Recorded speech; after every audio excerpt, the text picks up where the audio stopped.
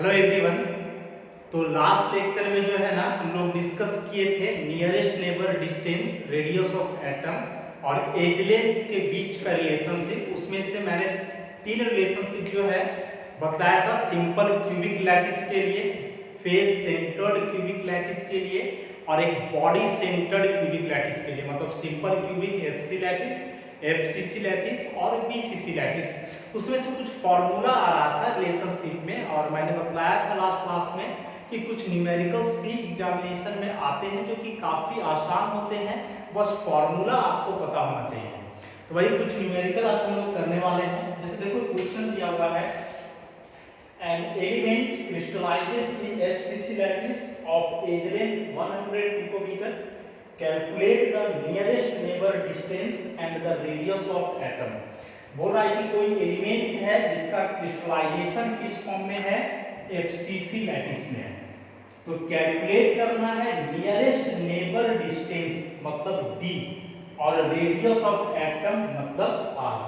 तो देखो इसका सॉल्यूशन जब करोगे तो इसमें दिया हुआ क्या है, सो देखो एज लेंथ दिया हुआ है।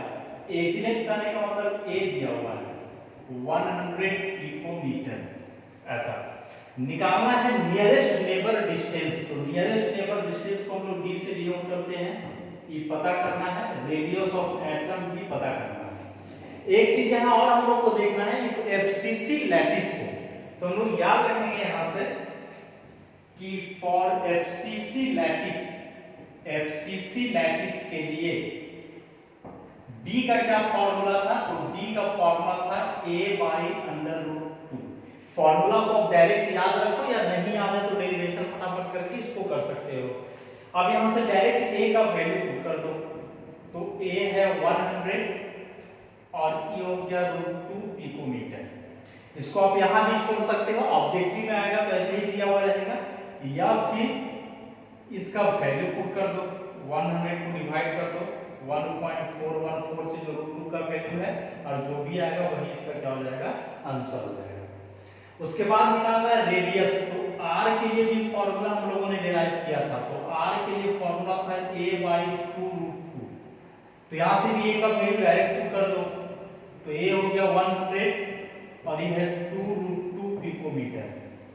इसको तो कट कर ही सकते हो 50 और यहां लिख दो 50, √2 भी छोड़ सकते हो या फिर इसको 1.414 करके सिंपलीफाई कर दो, तो यहां से भी आंसर आ जाएगा। तो देखो बेहद ही आसान है, बस फॉर्मूला आना चाहिए। जब एग्जामिनेशन में आएगा ना, जैसे ऑब्जेक्टिव क्वेश्चन में मान लो आता है तो ये डायरेक्ट रिलेशन दिया हुआ रहेगा कि a जो है इतना है तो d क्या होगा, तो इतना दिया हुआ रहेगा। r क्या है तो इस तरह का दिया हुआ रहेगा, तो वहां से डायरेक्टली पता कर सकते हो। बेहद ही आसान है, बस अपने फॉर्मूला आपको याद होना चाहिए। तो इस टॉपिक से ऐसे ही क्वेश्चन आते हैं। मतलब ये जो तीन टर्म है ना a d r, तीनों में से कोई एक का वैल्यू दिया हुआ रहेगा, बाकी दो निकालना रहेगा। जैसे यहाँ a दिया हुआ है, d और r निकालना है। किसी केस में d दिया हुआ रहेगा तो a और r निकाल लोगे, किसी केस में r दिया हुआ रहेगा तो a और d निकाल लोगे। और यहाँ फोकस करना है इस लैटिस पे कि कौन सा लैटिस दिया हुआ है, क्योंकि अलग अलग लैटिस के लिए फॉर्मूला क्या होता है, अलग होता है। तो इस टाइप के क्वेश्चन एग्जामिनेशन में आते हैं, इसलिए फॉर्मूला आपको याद कर लो, ऐसे ऐसे क्वेश्चन जो है प्रैक्टिस कर लेना। अब देखो एक क्वेश्चन और यहाँ दिया हुआ है, थोड़ा डिफरेंट टाइप का क्वेश्चन है। ए compound containing atoms m and n, कि कोई कंपाउंड है, इसमें दो टाइप के एटम्स हैं m और n, क्रिस्टलाइजेज इन ए क्यूबिक लैटिस। क्यूबिक लैटिस में क्रिस्टलाइज किया है। तो क्यूबिक लैटिस कहने का मतलब कि तीन हो सकता है, simple cubic lattice, body centred cubic lattice और face centred cubic lattice. In which m occupy all the corners and n occupy all the face centers, कि m एटम कहां प्रेजेंट है तो कॉर्नर्स पे, n एटम्स कहां present है तो सारे फेस सेंटर्स पे, all the face centers। Predict the simplest molecular formula of the compound। इस कंपाउंड का मॉलिक्यूलर फार्मूला बताना है। क्या क्वेश्चन है, कोई कंपाउंड है, इसमें दो टाइप के एटम्स हैं m और n, और ये जो m और n एटम क्रिस्टलाइज कर रहे हैं वह क्यूबिक लैटिस में कर रहे हैं, मतलब एक क्यूब की तरह है। आगे क्वेश्चन हो रहा है कि उसमें जो एटम्स m हैं वो सारे कॉर्नर्स पे, तो देखो क्यूबिक लैटिस दिया हुआ है, सभी कॉर्नर्स पे है, तो यहाँ से पता होना चाहिए कि एक क्यूब में कितने कॉर्नर्स होते हैं, 8 कॉर्नर्स होते हैं। और n एटम्स कहाँ हैं, तो सारे फेस सेंटर्स पे। तो क्यूबिक लैटिस में जो कितने फेस होते हैं, 6 फेस होते हैं। मतलब m एटम 8 कॉर्नर्स पे, n एटम्स 6 फेस सेंटर पे। तो बतलाना है कि इस कंपाउंड का मॉलिक्यूलर फार्मूला क्या होगा। तो देखो मॉलिक्यूलर फार्मूला जो है ना, जनरली एटॉमिक रेशियो से पता किया जाता है। जैसे दो एटम है, मान लो A और B, दिया हुआ है कि A एटम 5 है, B एटम 2 है, फॉर्मूला बताओ, तो A5B2, ऐसे एटॉमिक रेशियो के आधार पे हम लोग फॉर्मूला पता कर सकते हैं। तो सबसे पहला काम हम लोग का यहाँ होगा एटॉमिक रेशियो पता करने का। तो दो टाइप का एटम है, M जो कि कहाँ प्रेजेंट है, M present at all the corners of cubic lattice. Cubic lattice का सभी कॉर्नर पे है ऐसा। तो number of m atoms, since therefore number of m atoms per unit से m एटम कितना होगा। तो देखो क्यूबिक लैटिस दिया हुआ है, तो क्यूब में होते हैं टोटल 8 कॉर्नर, तो 8 लिख दो। और मैंने बताया था कि जो क्यूब में कॉर्नर पार्टिकल होते हैं उनका पर यूनिट सेल कंट्रीब्यूशन होता है 1/8। तो यहाँ आपको करना होगा 1/8। ये 8 है नंबर ऑफ पार्टिकल्स या नंबर ऑफ कॉर्नर्स, और 1/8 का कंट्रीब्यूशन ऑफ ईच पार्टिकल। तो यहाँ से कितना आ जाएगा, 1 आ जाएगा। ऐसे ही आप निकाल सकते हो कि since n present at all the face centres, कि n कहाँ है, तो सभी फेस सेंटर्स पे है, यही क्यूबिक लैटिस में। Therefore number of m atoms per unit cell, इसलिए per unit cell n atom कितना होगा। तो क्यूबिक लैटिस में टोटल फेस कितने होते हैं, 6। और बताया था मैंने कि जो फेस सेंटर वाले पार्टिकल होते हैं उनका पर यूनिट सेल कंट्रीब्यूशन होता है 1/2। तो यहां से लगाना होगा 1/2, तो ये कितना आ जाएगा, 3 आ जाएगा। मतलब पर यूनिट सेल जो m एटम है उसका संख्या 1 के बराबर है, और n एटम का संख्या, सॉरी यहाँ n हो जाएगा, n एटम का संख्या कितना हुआ, 3। इसके बाद हम लोग क्या करेंगे, इसके बाद एटॉमिक रेशियो निकालो। एटॉमिक रेशियो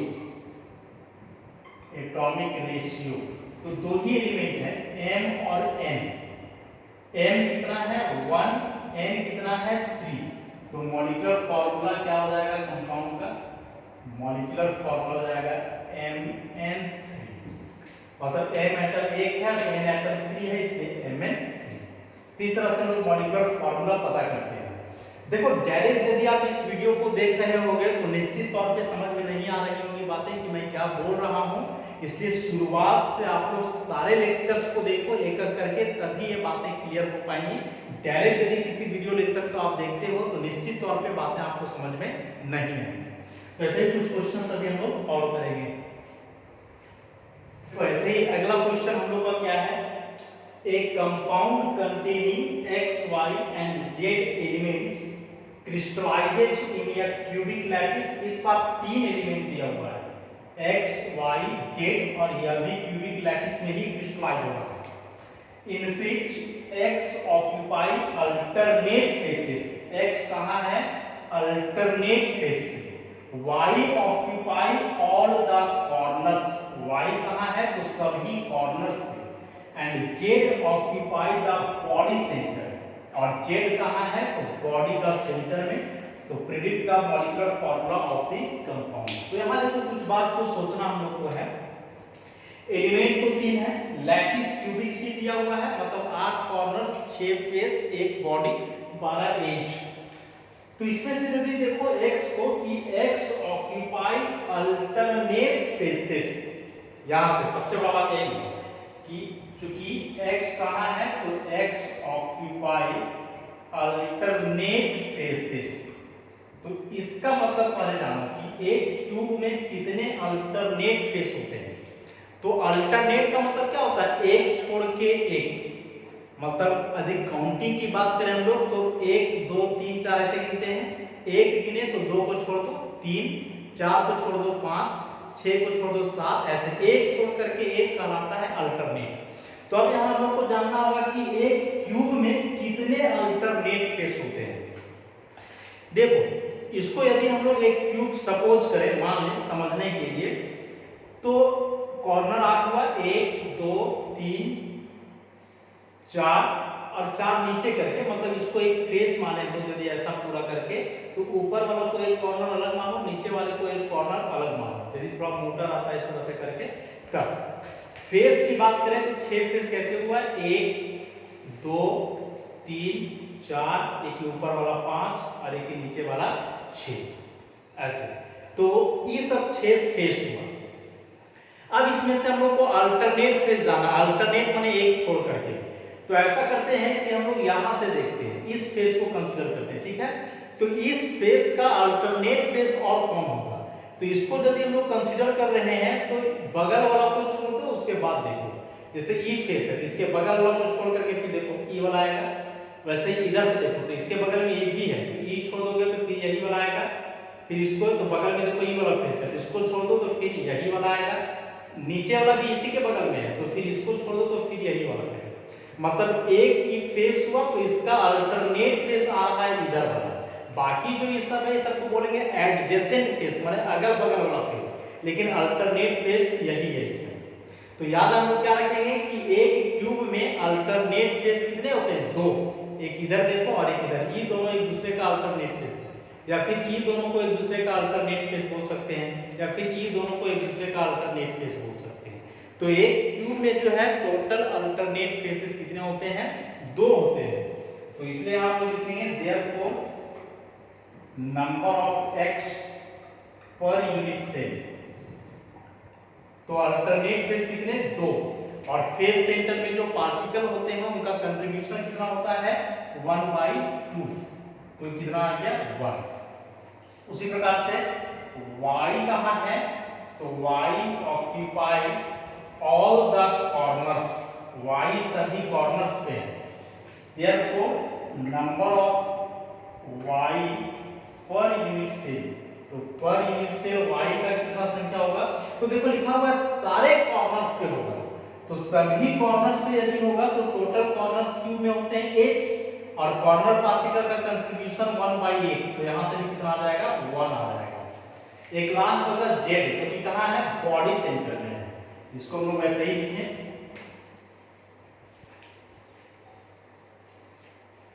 ऐसा कि since z occupy the body centre, ऐसा therefore number of z per unit cell, obviously किसी भी प्रकार का यूनिट सेल हो तो बॉडी तो उसका एक ही रहेगा, और बॉडी सेंटर्ड पार्टिकल का कंट्रीब्यूशन भी मैंने बताया था कि 1 ही होता है, तो 1 × 1, तो ये भी कितना आ गया, 1। देखो यहाँ भी 1 आया, यहाँ भी 1 आया, तो अब एटॉमिक रेशियो पता कर लो, एटॉमिक रेशियो ये कितना हुआ, सॉरी 3 टाइप का एलिमेंट है x y z, तो ये भी हुआ 1, ये भी है 1 और ये वाला भी है 1, तो मॉलिक्यूलर फार्मूला क्या हो जाएगा कंपाउंड का, तो मॉलिक्यूलर फार्मूला हो गया x y z, ऐसा। तो बस पीछे जितना बात मैंने बतलाया है उन सारी बातों को यदि आप ध्यान में रखते हो तो इस टाइप के क्वेश्चंस बनाना काफी आसान हो जाता है, बशर्ते कंसेप्ट सारे दिमाग में बने हुए हैं। कुछ क्वेश्चंस और हम लोग प्रैक्टिस करेंगे इसी तरह से। देखो इस टाइप के क्वेश्चन जो है ना बहुत ज्यादा इंपॉर्टेंट होते हैं कॉम्पिटिटिव एग्जाम के लिए। आप कोई भी क्वेश्चन बैंक उठा करके देख लो इंजीनियरिंग का या मेडिकल वगैरह का, तो उसमें से सॉलिड स्टेट का इस पोर्शन से एक क्वेश्चन फिक्स्ड है, वह रहता ही है। अगला क्वेश्चन इसी टाइप का है कि a compound containing p and q elements, इस बार 2 टाइप के एलिमेंट हैं p और q। देखो p और q कोई एलिमेंट नहीं है, जनरल मान लिया गया है कि p और q 2 अलग-अलग टाइप के एलिमेंट्स हैं कंपाउंड में। इस बार भी बात क्यूबिक लैटिस में ही क्रिस्टलाइज कर रहा है, क्योंकि बहुत ज्यादा हम लोगों को क्यूबिक लैटिस के बारे में यही डिस्कशन करना है। In which p occupy 1/4 of the total corners, जिसमें p कहां है, कॉर्नर्स पे, लेकिन क्या लिखा हुआ है, सभी कॉर्नर्स पे नहीं है, बल्कि जो टोटल कॉर्नर्स है उसका 1/4 पोजीशन पे है, सारे कॉर्नर्स पे नहीं है। And Q occupy all the edge centres, और Q कहां है तो सारे एज सेंटर्स पे। तो बतलाना है कंपाउंड का सिंपलेस्ट फार्मूला क्या होगा। तो देखो सबसे पहला बात इसमें कि P कहां है, तो since P occupy 1/4 of the total corners, ऐसा, therefore number of P per unit cell, per unit cell P का संख्या कितना होगा।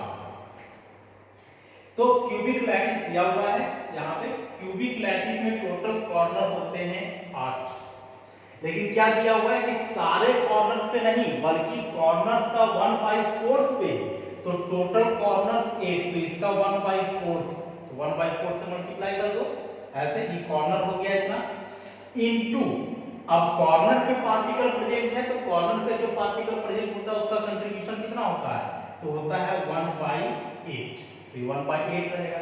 इसको सॉल्व कर दो तो ये कट जाएगा, तो यहां से कितना है 1/4। उसी प्रकार से क्या लिखा हुआ है कि since Q occupy all the edge centres, Q कहां है तो Q सारे एज सेंटर पे है, Q occupy all the edge centres, तो Q का संख्या कितना हो जाएगा, therefore number of Q per unit cell. तो देखो क्या लिखा हुआ है कि Q जो है एज सेंटर पे है, बताया मैंने कि एक क्यूब में टोटल एज कितने होते हैं तो 12 एजेस, तो यहां हम लिखेंगे 12 इनटू एज सेंटर में जो पार्टिकल होता है उसका पर यूनिट सेल कंट्रीब्यूशन कितना होता है 1/4। देखो ये सारी बातें जो है ना मैंने पीछे का लेक्चर में बताया है, तो एक बार आप उसको देखो और तब भी ये सारी चीजें जो है समझ में आएंगी। तो ये 1/4 इसको सॉल्व करो तो कितना आएगा, 3 बार में कट जाएगा, ये आ गया 3 ऐसा। अब एटॉमिक रेशियो, एटॉमिक रेशियो, तो एटॉमिक रेशियो कौन कौन सा एलिमेंट है, P/Q, P कितना है 1/4 और Q कितना है, Q है 3। तो यदि मॉलिक्यूलर फार्मूला हम लोग लिखना चाहें, देयरफॉर मॉलिक्यूलर फार्मूला, तो कितना जाएगा P 1/4 Q 3 ऐसा। लेकिन इस टाइप से जो है ना आप नहीं छोड़ सकते हो। क्वेश्चन में पूछा था सिंपलेस्ट मॉलिक्यूलर फार्मूला, सिंपलेस्ट मतलब ऐसे फ्रैक्शनल वेरिएंस में नहीं होना चाहिए, इसको सिंपलेस्ट में कैसे करोगे, सो देखो E4 को हटाना है ना, होल नंबर लाना है, तो ऐसा करो इसको 4 से मल्टीप्लाई कर दो, मतलब ऐसे, इसको ऐसे कर दो, P 1/4 है तो इंटू 4, Q 3 है ये भी हो जाएगा इंटू 4, दोनों में सेम नंबर से, मतलब करना क्या है कि जो फ्रैक्शनल नंबर है उसका डिनोमिनेटर में जितना होगा उतना ही से मल्टीप्लाई कर देना है दोनों में, चाहे जो भी रहे डिनोमिनेटर में 2 4 6 उतना ही से दोनों में मल्टीप्लाई करेंगे, कि 4 कर जाएगा तो जाएगा P Q और ये हो गया 4 3 जा 12, तो कंपाउंड का फार्मूला हो गया PQ12 ऐसा। तो इस तरह से बहुत ही इंपॉर्टेंट क्वेश्चन है ना, इसको इग्नोर नहीं कर सकते हो आप। तो जितने टाइप के इसमें बन सकते हैं क्वेश्चन, सारे क्वेश्चंस को जो है मैंने डिस्कस किया, ऐसे और भी क्वेश्चंस वगैरह मिल जाएंगे, कुछ क्वेश्चन एनसीईआरटी बुक में भी दिया हुआ है और बहुत सारे क्वेश्चन को जो है मैंने भी डिस्कस किया है। तो इस कांसेप्ट को आप लोग जो है भूलोगे नहीं, और बताया कि इसको जानने से पहले यदि कोई डायरेक्ट आप इसी वीडियो को देख रहे हो तो निश्चित तौर पे सारी बातें आप लोगों को समझ में नहीं आ रही होंगी, इसलिए आप प्रीवियस लेक्चर देखो, उसके बाद जो है सारी बातें समझ में आएंगी।